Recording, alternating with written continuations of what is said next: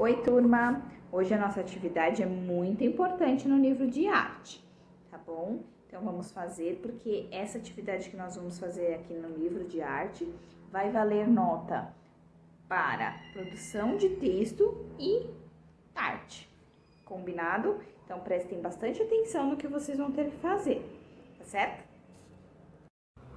Olha só, antes de começarmos o capítulo 8, eu preciso retornar com vocês aqui no círculo das cores para relembrar com vocês. Nesse círculo nós temos as cores que são opostas, as cores que fazem contraste, né, uma com as outras, e as cores primárias, que são o vermelho, o azul e o amarelo, as cores secundárias, que são as misturas, e temos as cores próximas, que são aquelas cores que têm a mesma tonalidade, porque elas vão se misturando, que é o caso do vermelho, do laranja e do amarelo com o azul e o verde com o roxo e o vermelho. Então, são cores próximas.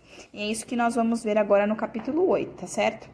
Bom, um pintor tenta relatar a realidade mais próxima com as suas pinturas.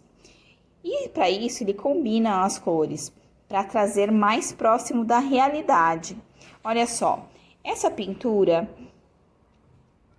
é um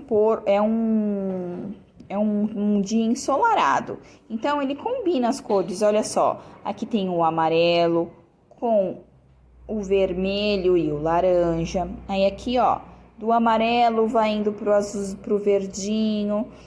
Vai chegando aqui assim, ó, em volta o azulzinho, olha só o azul aqui, ó, tá vendo?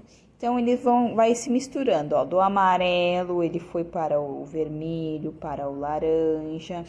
E aí aqui, ó, do amarelo ele vai surgindo com o verde e aí depois passa pro azul. Então, essas cores todas se misturam.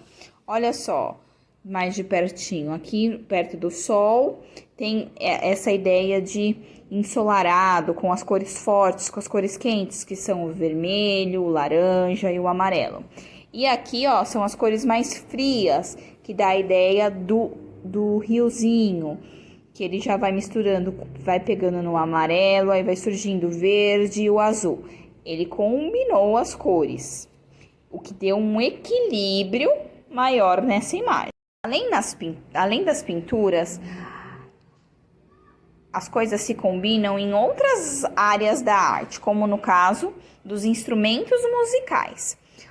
Diversos instrumentos se combinam entre si. Quando esses instrumentos se combinam, formamos os grupos que são as orquestras. Olha só aqui a orquestra, ou bandas, olha aqui a banda. A orquestra mistura instrumentos como os cordofones, os membranofones, os idiofones, os aerofones e também um coral, que é quando tem várias vozes cantando junto com e o maestro dando as instruções, tá certo? Uma banda, por exemplo, pode usar instrumentos mais eletrônicos, que são os eletrofones, que nós vimos mais em bandas pop que cantam músicas mais modernas, tá certo? E também em outra área da arte que se combinam são as peças de teatros, filmes e novelas, que combina-se os personagens para criar laços entre eles, para se formar um enredo. Porque sem o enredo, os personagens ficam soltos e as histórias ficam sem nexos. Olha só, aqui se dá bem um exemplo, ó, de como os personagens vão se conectando. Olha só as linhas, né? Eles vão acontecendo coisas no decorrer da história e eles vão se conectando entre si. E o enredo é muito importante na peça de teatro. Sem ele, a peça não acontece. Esse enredo tem 3 partes. Assim como nós já vimos lá em português, nas nossas aulas de língua portuguesa, quando nós criamos um texto, não tem início, meio e fim? Então, na peça de teatro, é esse mesmo esquema, só que com outros nomes, que são a apresentação, o conflito e o desfecho. Ó, vamos ver essa historinha aqui que representa bem essa parte de enredo? Olha só, apresentação. O André foi no parque em um dia de sol. André gosta de explorar o parque. Miguel também foi ao parque nesse dia. Miguel se diverte quando fica escondido para assustar quem passa por ele. Então, olha só, na apresentação, nós já vimos que o André foi no parque explorar e o Miguel gosta de dar sustos nas pessoas. Aí, qual foi o conflito? O que aconteceu na história que teve um conflito entre os dois personagens? Enquanto o André estava lá explorando, ele ouviu um barulho estranho atrás da árvore. O André decidiu explorar para ver o que era aquele barulho. E aí ele viu que o Miguel estava por lá. E o André acabou dando um susto no Miguel. E eles acabaram se divertindo com aquela situação e se tornando uns amigos, que foi o desfecho, tá bom? Então, vejam só, é como se fosse o início, o meio e o fim, tá? Apresentação, conflito e desfecho. Sem o enredo, os personagens realizam suas ações sozinhos. E aí não tem nexo às histórias. As histórias ficam sem sentidos. Sem sentido.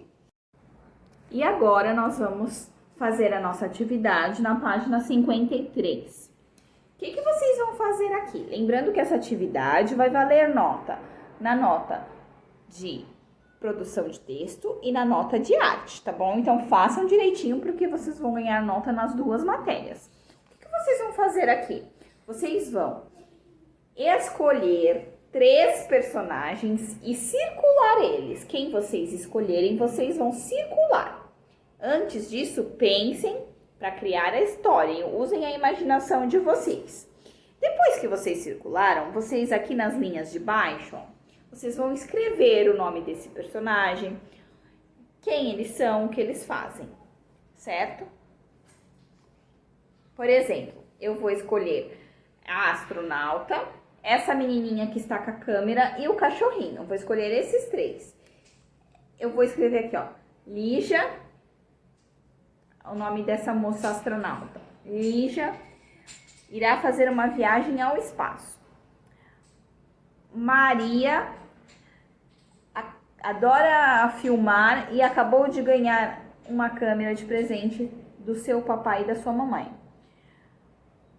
Cachorrinho Lulu é muito arteiro e adora fazer bagunça. Pronto, eu descrevi os personagens e coloquei o nome deles, certo? Pode ser uma coisa bem rapidinha, bem para caber aqui nas linhas, tá bom? E aí, na outra página, vocês vão criar a peça de teatro que envolve os 3 personagens que vocês escolheram lá na outra página. Então, vocês vão escrever a apresentação, o conflito que aconteceu na história para ter o conflito e o desfecho. Vou dar o exemplo da minha história, tá bom? Vamos lá, ó.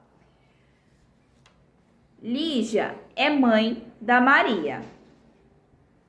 A Lígia vai viajar para o espaço e Maria está super empolgada com essa viagem e com o presente que ganhou.